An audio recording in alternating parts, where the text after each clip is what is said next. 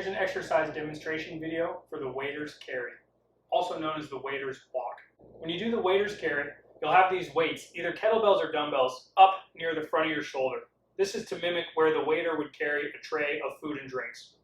When you're doing the waiter's walk or the waiter's carry, make sure that you keep your body posture nice and tall, and you ensure that you keep that alignment and the bracing all the way through. Just like we talk about with our farmer's carry and our object carry, make sure that when you step out in front, you're just putting your foot in front until you're ready to load that foot. And so make sure there's a lot of activity in your glutes before you transition that weight to the other foot. And then the activity, of course, should be in the other glute. As you're walking, make sure to keep that brace tight position at all times. And most people find they do a better job of this position when they keep their stride and their steps a little bit shorter and a little bit faster. So take a little bit shorter step and use that to keep the bracing in the rest of your body as you transition your foot and your body weight from one foot to the other. Keep in mind also for the waiter's carry, you can do an offset load where you have a weight in only one hand, or you can do an offset carry where you have two differently weighted objects, one in each hand. So your body has to make up the difference in order to keep you braced in the middle. Of course, with the offset load, you need to make sure to work the other side, so switch those loads over and make sure you're symmetrical.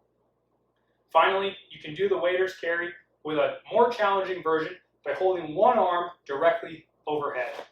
When you're doing the waiter's carry with the overhead walk, make sure that you keep this dumbbell directly above the top of your shoulder. That way it's properly aligned with the bones taking the load rather than the joints. Notice also as I'm doing this loaded carry that I have my dumbbell pointed directly backwards. So I don't want my hand to be side to side this way. I want my thumb to be pointed behind me so I keep that external rotation for the safety of the shoulder.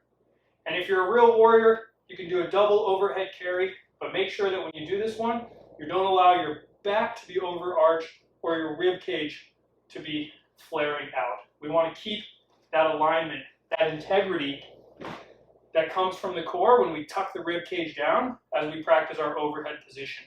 If your body is overextended like this, it can be detrimental both to your stability and to the safety of your joints. All right, hope this was helpful, and you can keep me in mind if you're ever doing a weighted carry or the overhead walk. Remember, as you do these, if you feel at all questionable, especially with that overhead, reduce the intensity, reduce the challenge, because the number one thing is to stay safe so you can live to train another day. So you can do a second workout tomorrow. Don't overdo it on one of these movements and end up with an injury, because nothing will derail your progress like an injury. All right, hope that was helpful. I'll see you next time.